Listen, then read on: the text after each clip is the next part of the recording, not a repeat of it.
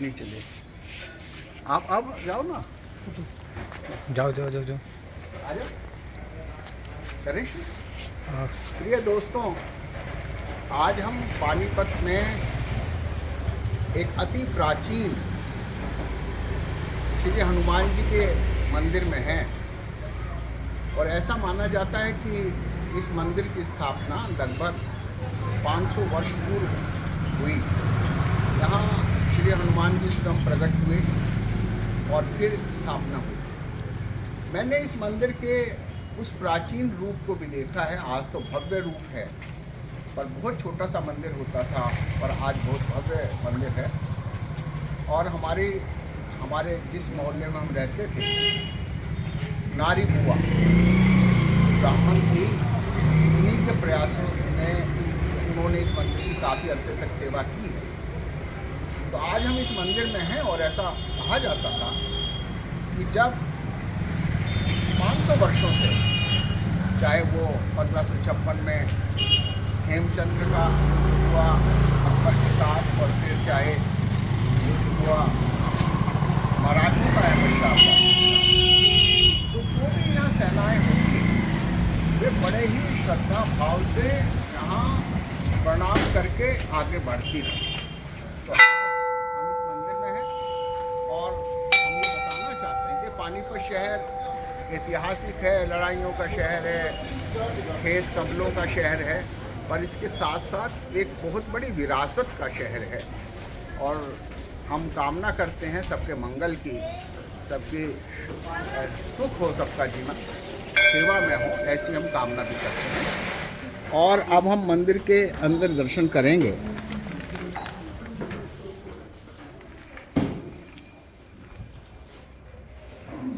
ये हनुमान जी महाराज की वह प्रतिमा है जिसके बारे में मान्यता है कि महाराज स्वयं प्रकट हुए थे।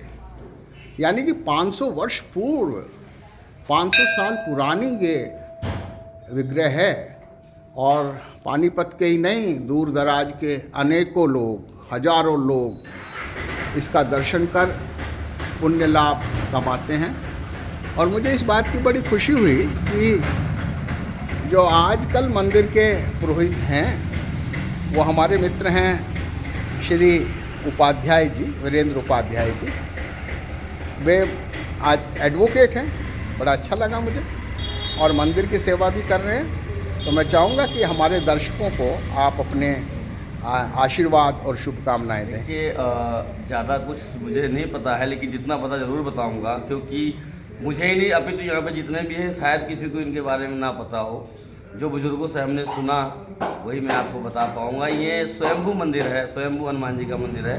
ये स्वयं जो है प्रकटी हुई मूर्ति है, ना कि स्थापना की गई है।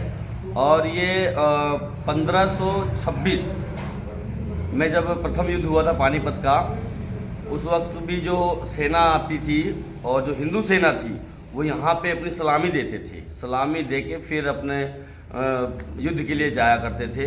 द्वितीय युद्ध हुआ था आपका 1556 में, और तीसरा युद्ध आपका 1761 में हुआ था। आपको पता भी होगा, ज्ञात होगा, अच्छी तरह आप जानते होंगे।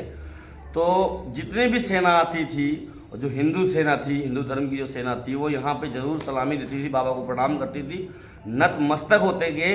इसके बाद वो अपने गंतव्य की ओर, यानी अपने युद्ध की ओर जाते थे। और जहाँ अभी आप खड़े हैं, यहाँ एक विशाल कुई थी और एक काफ़ी भारी भरकम पेड़ था पीपल का। तो और अभी देख रहे हैं, अब जो स्थापना की बात आपने की, स्थापना अभी विश्व की, मैं भारत देश की अब बात नहीं कर रहा हूँ, अभी तो विश्व की बात कर रहा हूँ। पूरे विश्व में कहीं भी अष्ट धातु की आपको मूर्ति नहीं मिलेगी। 450 फुट की राम जी का दरबार है। देखिए, ये दरबार नहीं है, बल्कि ये राम पंचायती दरबार है। ये राम पंचायती है और ये विश्व में आपको विश्व में नहीं मिलेगी। सिर्फ आपको पानीपत में ही आपको मिलेगी। 4.5 फुट की मूर्ति है, अष्ट धातु की। इनकी स्थापना की गई है अभी 2023 में ही। तो मैं पंडित वीरेंद्र कुमार उपाध्याय ये यहाँ पे सेवाएं करता हूँ। वैसे मेरे मुख्य पुजारी मेरे पिताजी हैं, जो इस वक्त कुंभ में गए हुए हैं स्नान करने 41 दिन के लिए। मुख्य पुजारी वही हैं, मैं भी सेवा में लगा रहता हूँ बाबा जी। धन्यवाद उपाध्याय जी। कहा कि हमारे पानीपत के लोगों को इस बारे में, इस इतिहास के बारे में नहीं पता है और हमें इस इतिहास का जानना बहुत ज़रूरी है। जैसे आपने कहा कि ये मंदिर में भगवान हनुमान जी विराजमान हैं, यहाँ एक कुई होती थी, एक बहुत बड़ा पेड़ होता था। मैंने अपने जीवन में उस कुई को भी देखा है, उस पेड़ को भी देखा है।